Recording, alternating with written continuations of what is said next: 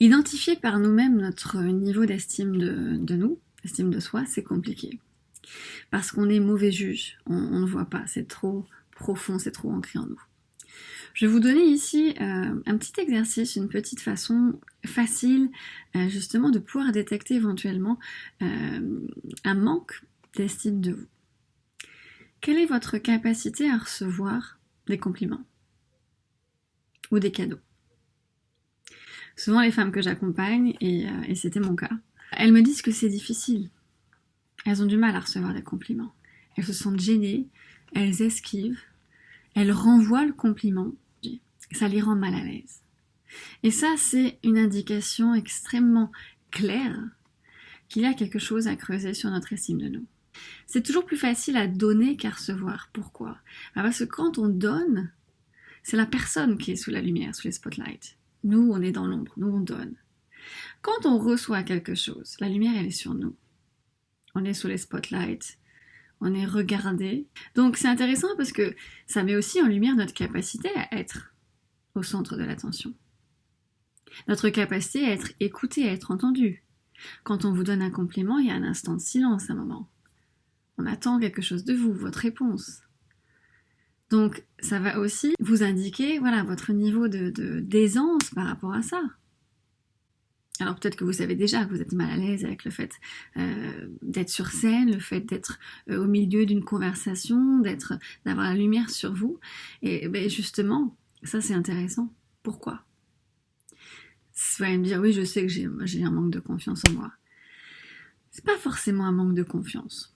Moi, je parle ici de manque d'estime de soi. Il y a une petite nuance entre le manque de confiance et le manque d'estime de soi. L'estime de soi, c'est lié à la valeur, à notre valeur. J'ai une certaine valeur. Notre confiance, c'est notre capacité à aller dans l'action. J'ai confiance en moi, je sais que je vais y arriver. Ma capacité, pas ma valeur. C'est que l'estime de soi, notre valeur, c'est ce que l'on a appris dans notre plus tendre enfance, dans notre jeunesse. Notre valeur, finalement, on l'a apprise par la relation qu'on a eue avec nos parents, notre environnement, etc. C'est eux qui nous ont donné notre valeur. Un peu comme une œuvre d'art. L'œuvre d'art a la valeur qu'on lui donne.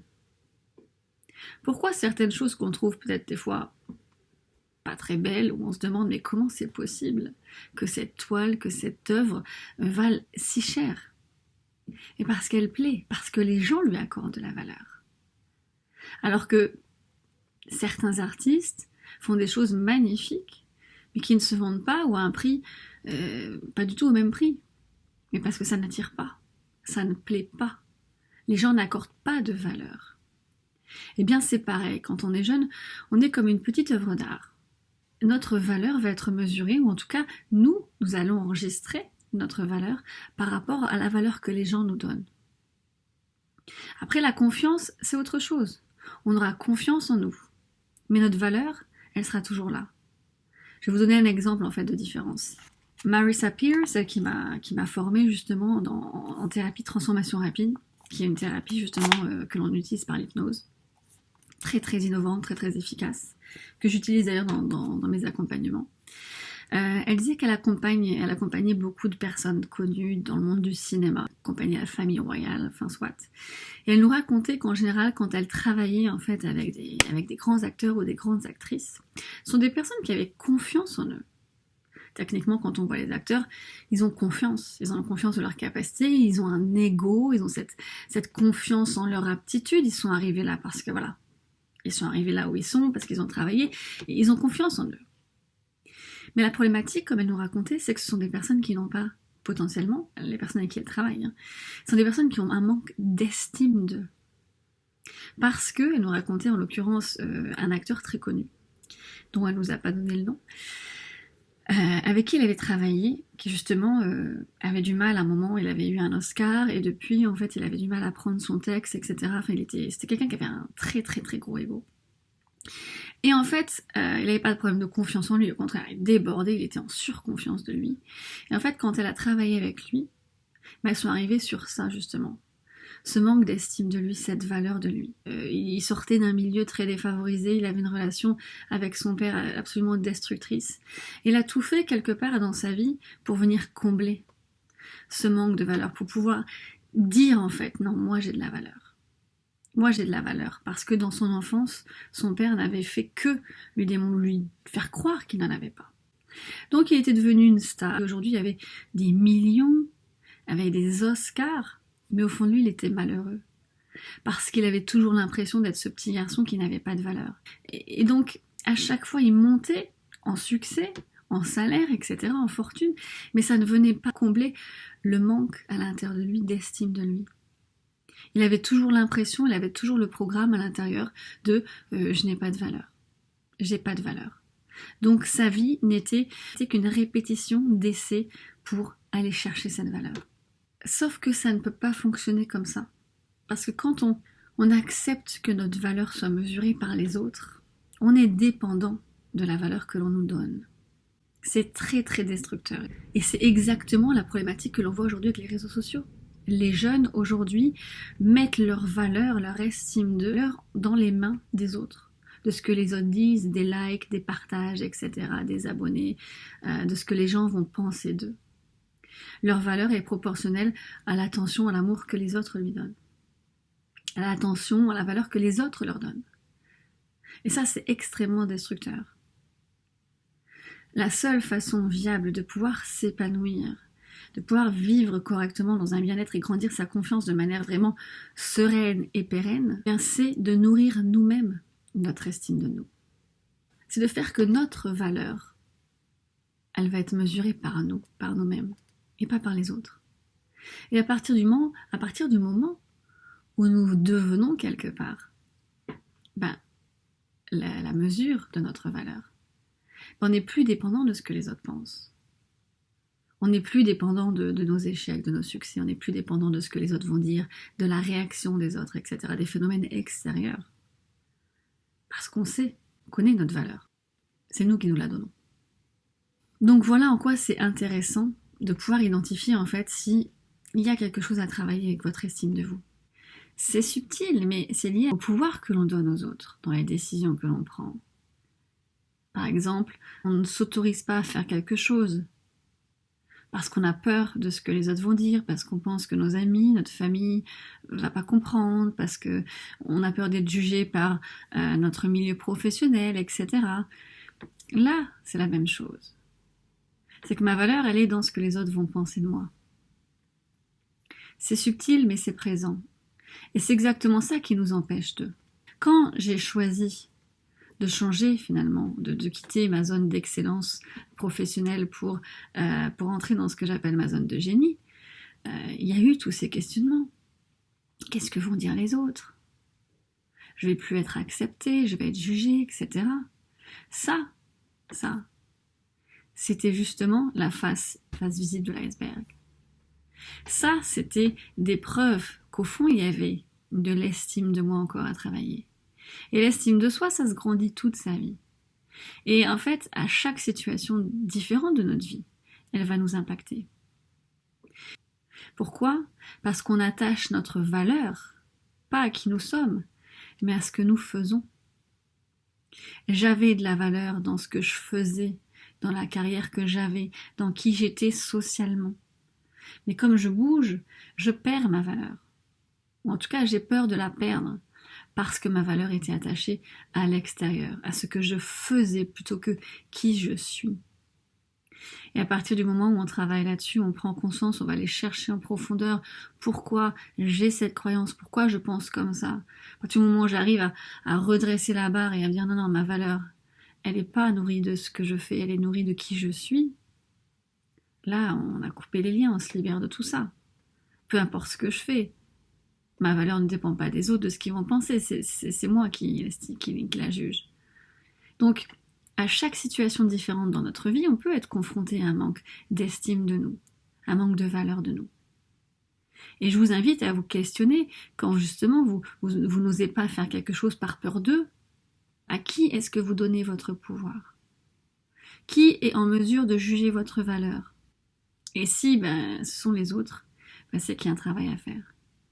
Et que ce travail sera important parce qu'il va vous permettre justement de passer à l'action, de faire ce qu'aujourd'hui vous avez envie de faire, consciemment ou inconsciemment, mais que vous n'arrivez pas à faire. Donc voilà en quoi c'est intéressant de pouvoir identifier en fait si il y a quelque chose à travailler avec votre estime de vous. Vous pouvez avoir une super confiance, hein. Moi j'en connais plein des personnes qui ont une grande confiance, et en général c'est ça, on se dit non mais cette personne-là elle a super confiance en elle, elle a tout, elle doit être super heureuse. Des fois les personnes qui ont le plus confiance en elles, ou en tout cas celles qui le montrent le plus, elles souffrent autant parce qu'elles ont un problème d'estime, de valeur d'elles. Donc elles comblent, des fois elles exagèrent encore plus par cette confiance extérieure, parce que justement leur valeur elle est nourrie de ça. Elle est nourrie quelque part du respect, de l'autorité qu'elles vont donner. Donc, elles ont besoin d'être comme ça pour se sentir bien. Donc, c'est un cercle très très vicieux. Donc, je vous invite à réfléchir à ça. Quelle est votre capacité aujourd'hui à recevoir un compliment ou un cadeau? C'est très facile comme exercice. Est-ce que vous esquivez? Est-ce que vous savez l'apprécier? Est-ce que vous prenez le temps de dire oui, merci? Et de vous dire oui, effectivement, c'est vrai. Ouais. Ou si vous êtes mal à l'aise et que vous esquivez, il y a certainement quelque part le syndrome de l'imposteur. Pourquoi je suis mal à l'aise? C'est parce que elle croit que je suis comme ça et j'ai peur qu'elle découvre en fait que je le suis pas. T'es belle, t'es gentille, t'es compétente, etc. Il pense ça sur le moment, mais en fait, il sait pas, je suis pas vraiment comme ça. Ça, c'est le syndrome de l'imposteur. Et ça impacte tout le monde. Ça impacte les leaders, les managers, les entrepreneurs, les dirigeantes. Et pourquoi c'est encore plus important pour elles de travailler ça? C'est parce qu'il y a un impact, il y a un enjeu. Ça n'impacte pas juste elles, ça impacte leur management, ça impacte leur leadership, ça impacte leur façon à gérer leurs équipes, ça impacte leur bien-être à elles, mais ça impacte aussi leur performance, la performance de l'équipe, la communication, etc. Tout ça. Donc il y a un véritable enjeu d'aller chercher le pourquoi, d'aller travailler ce manque d'estime de soi. Parce qu'il n'est pas juste là, le manque d'estime de soi, il n'est pas juste dans notre capacité à recevoir ou pas des compliments. Ça, c'est satellite, c'est superficiel, c'est quelque chose que l'on voit. Mais en dessous de ça, notre manque d'estime de nous, il est beaucoup plus profond. Il va nous empêcher d'accéder à des opportunités, il va nous empêcher d'agir comme on aimerait agir, il va nous empêcher d'être vraiment nous, d'oser dire les choses, il va nous empêcher d'être éloquent, de pouvoir parler sur scène, être à l'aise, etc. Il nous impacte dans notre communication, dans notre relation avec les gens, dans notre carrière, il nous impacte dans notre vie de couple, c'est quelque chose qui nous impacte partout. Donc voilà en quoi c'est absolument essentiel. Et pour vous faire un retour par rapport justement à mon expérience, plus de 10 ans de management, aujourd'hui, avec ma casquette de coach et thérapeute, je peux analyser mes 10 années différemment. Et aujourd'hui, je peux voir effectivement quelque chose d'extrêmement important, et je vous le partage ici, c'est un des plus gros apprentissages que j'ai pu faire sur ma carrière de leader, de manager et même d'entrepreneur. C'est que toutes les plus grosses difficultés que j'ai eues, toutes les plus grosses barrières que j'ai pu avoir dans ma carrière, en fait, elles étaient créées uniquement par moi. Par mon incapacité à croire en mes compétences, par mon incapacité à accepter ou à aller chercher certaines opportunités, ou mon incapacité à gérer certaines discussions difficiles, parce que j'avais la croyance que j'étais une imposteur, que j'étais pas capable, etc. Tout ça. Et ça, c'est de l'estime de soi. Aujourd'hui, si j'ai ce regard-là, quand j'étais en train de vivre ces moments-là, je pensais absolument pas à ça, je voyais pas de lien. Je pensais juste que j'avais pas les compétences, ou que j'étais pas assez ci, pas assez ça, pas assez diplomate, pas assez expérimenté. En fait, ça, c'est un nuage de fumée, ces croyances-là. À partir du moment où vous pensez que vous n'êtes pas assez quelque chose, alors que vous avez les compétences, c'est pas un manque de confiance. Il y a un manque de confiance, oui, mais c'est un manque d'estime de vous. Quelqu'un qui n'a pas la confiance va se dire, ok, mais qui a de l'estime d'elle, elle va se dire, ok, j'ai raté ou je suis pas assez bonne là, effectivement. Mais bon, ça fait pas de moi une mauvaise personne. Je vais le faire autrement, je vais travailler autrement, je vais faire ci, je vais faire ça. Elle va prendre les choses différemment. Elle va pas se victimiser.